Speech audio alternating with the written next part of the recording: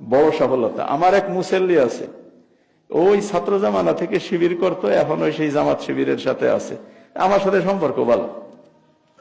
এই কালকে সকালে ফজরের নামাজ পড়ে তারপর আমি করছি যে আপনি তো এই গুড়াগুড়ি এই দল করেন আমি জানি, কিন্তু আজ পর্যন্ত আপনার দল নিয়ে আমি তেমন কোনো মন্তব্য করিনি, আপনি যা করতেছেন করতেছেন।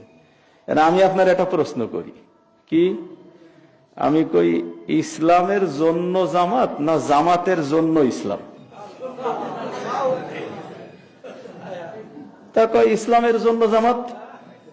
তা আমি কই যে এতকাল তো শুনে আসলেন যে জামাত ক্ষমতায় গেলে তারা আল্লাহর আইন আর সৎলোকের শাসন চায়। এখন জামাতের আমির যখন কইছে যে আমরা আল্লাহর আইন চাই না, এখন জামাতের মধ্যে কি ইসলাম আছে? আমি ওনারে কয়ে থইলাম যে এই বিষয়টা আপনার কাছে আমার একটা প্রশ্ন থাকলো, আপনি বাইবে আমারে জবাব দেবেন, বাইবে আমারে জবাব দেবেন যে এখন আপনি ইসলামের মহাব্বতে জামাতকে সমর্থন করবেন, জামাতের ভিতরে ইসলাম থাকলো কিনা, আর এতকাল যা জনতার সাথে বলা হয়েছিল ওটা প্রতারণা সাব্যস্ত হইল কিনা, এটা এবার দেখে এরপরে আপনি আমারে জবাব দেবেন। তো ও সহজেই বসছে যে এই অবস্থাটা এই হয়েছে।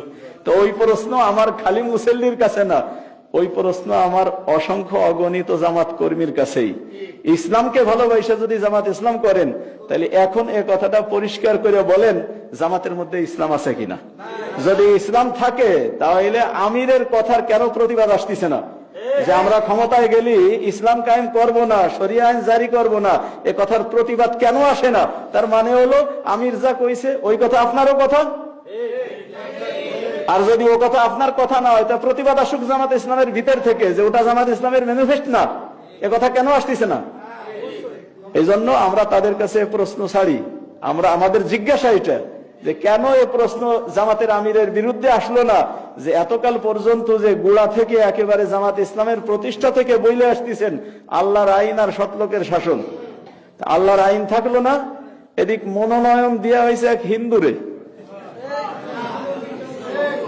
ইসলামী আইন বাস্তবায়ন করবে না, এটা আজকের না, বোঝা গেছে ষড়যন্ত্র আগের থেকে, যার বহিঃপ্রকাশ হয়েছে হলো পরে আসে।